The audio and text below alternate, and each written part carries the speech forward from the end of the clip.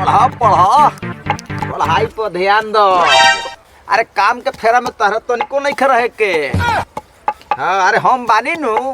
अरे जब तक ले हाई बुलेटर रहियन तब तक ले लूट लिहन काम के।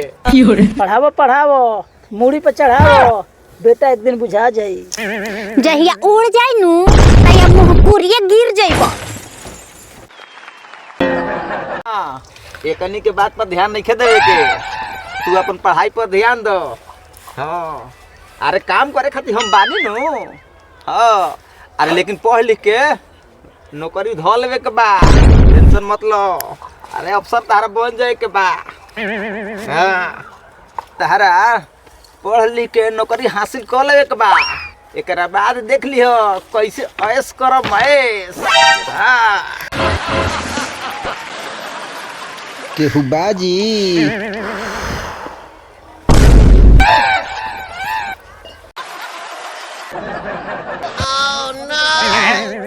अरे बाप रे बाप डाकिया। अरे बाप रे बाप बुझाता जा कुछ आइल बा विशेष।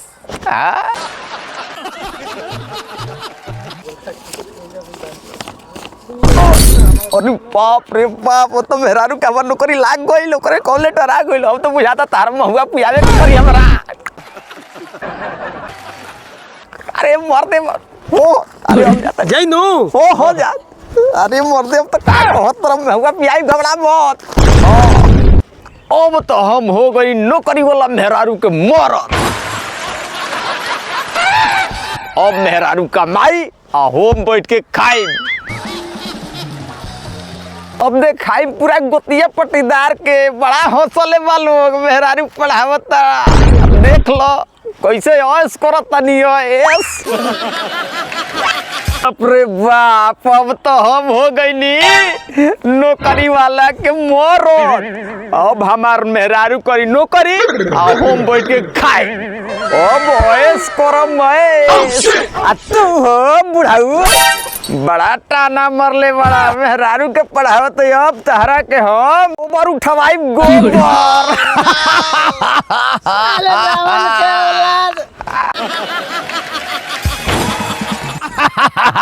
बुझला अब हो गई हम ऑफिसर के पति। अब तोरा बूढ़ा बूढ़ी के कदम जीवन छाती।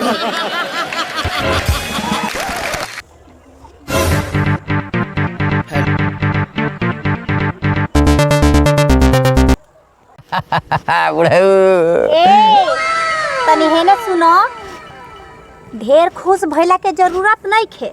कुछ कागज हमरो भी बा तनी ओकरो के पढ़ ल। ई पढ़ ल और ही खुश हो जा खूब हंसी हो। अरे का कहली नौकरी तो तार लागिए गइल बा। अरे आज तार बोलिए बदलल लेखा लागता। हाँ तो लागी ना नौकरी वाला हम हो गई नी। अच्छा जाए तो दुधारी गाय के तो लातो सहल जाला। तनी हो पढ़ लो और खुश हो जा खूब चिल्ला। अरे काहे मजाक कइले बाड़ू।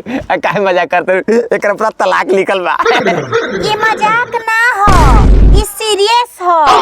हम पढ़ल लिखल तारा अनपढ़ गंवार के साथे रहब। हम नौकरी लागल बा हम यहाँ पढ़े खातिर अभी हो।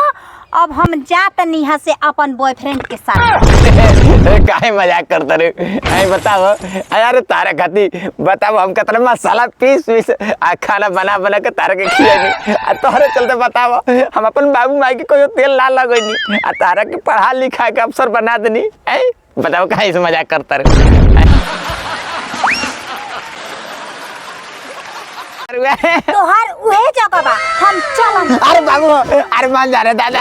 अरे बाबू बचाओ ना बाबू। अरे न जाओ। अरे काय मजाक करते रे।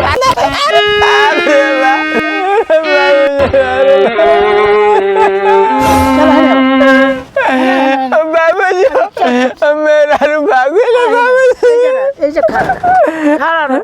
अरे कमरिया काहे तू बंद करत रे। बाबू जी ई फाटा काहे हाथ में ले ले बड़ा।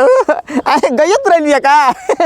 अच्छा ना धान पीट बना हो धान भी कि सांप निकलल बा। बाबूजी आगे तो हमारे बाबूजी ना बाबू बानू तब तू कितना बढ़िया आदमी है बाबूजी हमारे। है यही से कहल बक मेहरारू के चार दुआर के अंदर रखल जाला। ते तो मसाला पीसत तारे, खेत बेच के पढ़ाओ तारे। हैं बाबू माई के मनल है मजदूरी का पढ़ाई ले भक्त को अरे बाप रे, काय बात हो बाबूजी।